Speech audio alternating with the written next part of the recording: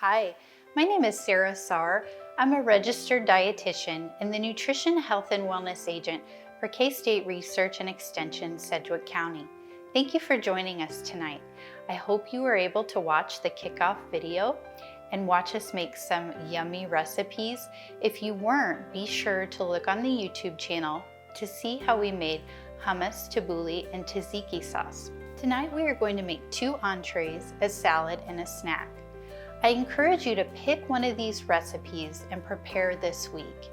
These recipes are nutrient-dense foods and a great way to add variety into your everyday eating.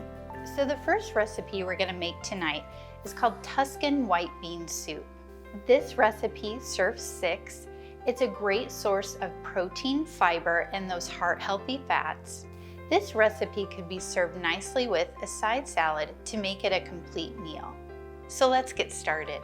You will need 4 carrots cut into 1-inch pieces, 1 large onion diced, 2 tablespoons olive oil, 1/2 teaspoon dried oregano, 1/2 teaspoon of dried basil, 1/4 teaspoon of Greek seasoning, 1/4 teaspoon of dried rosemary, 4 tablespoons tomato paste, 2 15-ounce cans of cannellini beans, 4 cups low-sodium chicken stock, and 4 cups of fresh spinach. The very first thing we're going to do before we start cooking is wash our hands for 20 seconds with warm, soapy water.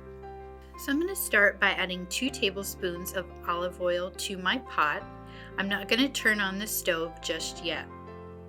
Next, I'm going to wash the carrots and then peel them, making sure to remove any bad spots.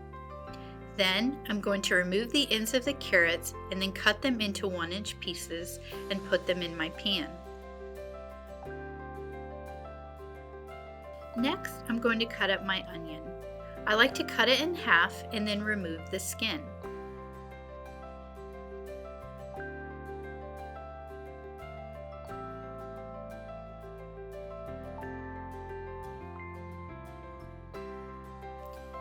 Then I add the onions to the pot and I saute my onions and carrots until they're soft.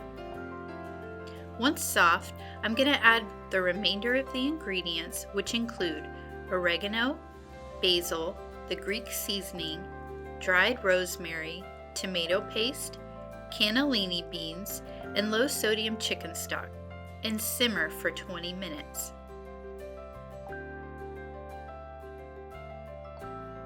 After 20 minutes, I check to see if the liquid is reduced and slightly thickened.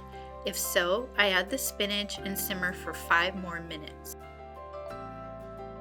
The Tuscan white bean soup serves 6. This is a good source of protein and fiber, as well as those heart-healthy fats. If you're making this meal, you could add a nice salad to go with it.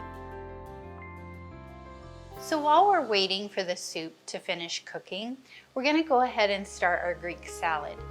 This recipe makes 4 servings and it's a great source of fiber as well as includes those heart-healthy fats. So for this recipe, you will need 4 medium-sized tomatoes cut into wedges, 1 English cucumber cut in half and thinly diced, 1 large green bell pepper cored and thinly sliced, 1 small red onion peeled and thinly sliced, 1 cup Kalamata olives, 3 to 4 tablespoons of olive oil, 2 tablespoons of red wine vinegar, 1 tablespoon dried oregano plus extra for serving, a pinch of sea salt, which is optional, and 5 ounces of feta cheese. So I'm going to start by washing my tomatoes, cucumber, and bell pepper. To cut my tomatoes, I cut the top off and then I take the flat side and put it down on the cutting board. I cut the tomato in half and then I cut it in half again, and then I dice it up and put it in the bowl. Next, I cut off the ends of the cucumber and cut it in half. Then I cut into thin slices and again add to the bowl.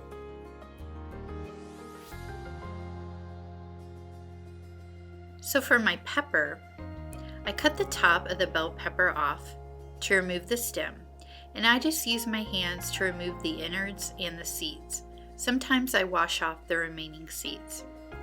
Then I cut my pepper in half then into thin strips, and again add to the bowl. Now I'm going to cut my onion in half and remove the skin. Then I lay the flat side of the onion down and cut into thin strips. And then it goes in the bowl. So now I have the tomato, cucumber, pepper, and onion in the mixing bowl. And I go ahead and add the 1 cup of Kalamata olives and combine.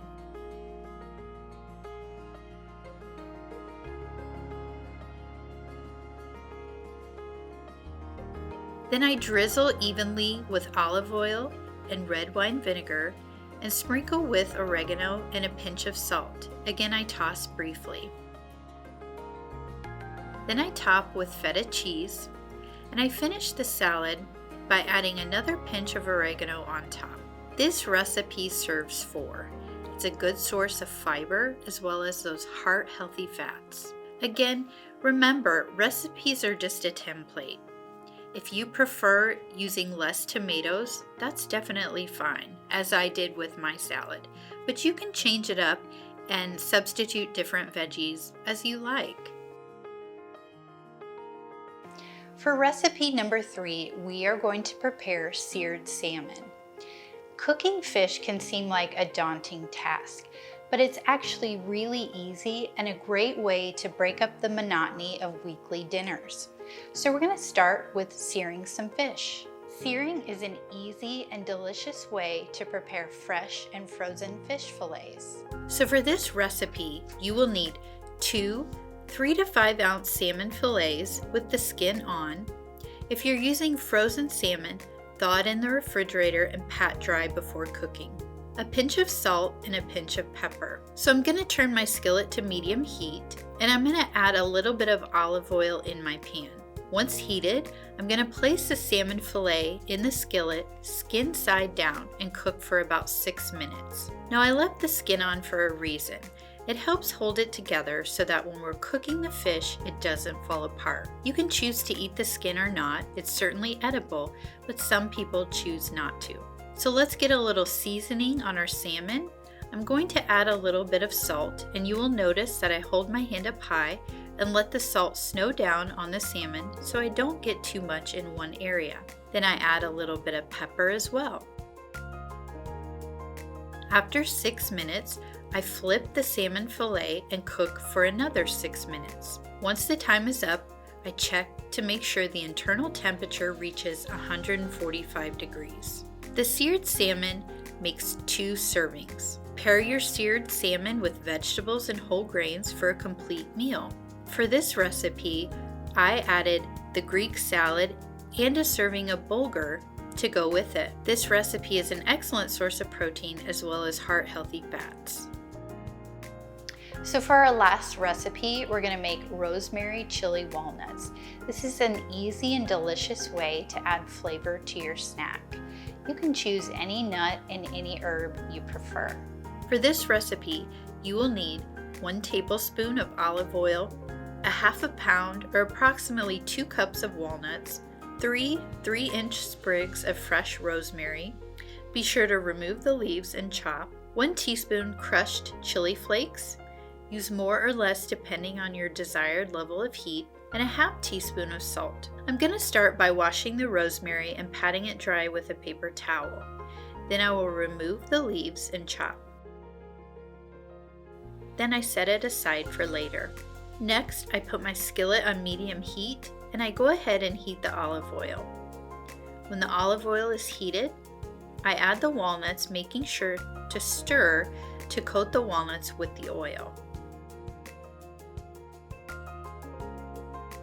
Next, I add the rosemary leaves, crushed chili flakes, and salt and toss to coat the walnuts. I'm going to cook over medium heat, making sure to stir almost constantly for 15 minutes so that the walnuts don't get too brown. This recipe serves 8 people, and a serving size is 1/4 cup. Make a large batch with your favorite nuts and herbs for a great grab-and-go snack throughout the week. This is a good source of fiber, protein, and heart-healthy fats. I hope you enjoyed today's presentation and also how to make these recipes. I hope that this is something that you will be able to apply to your everyday life. Thanks for joining us.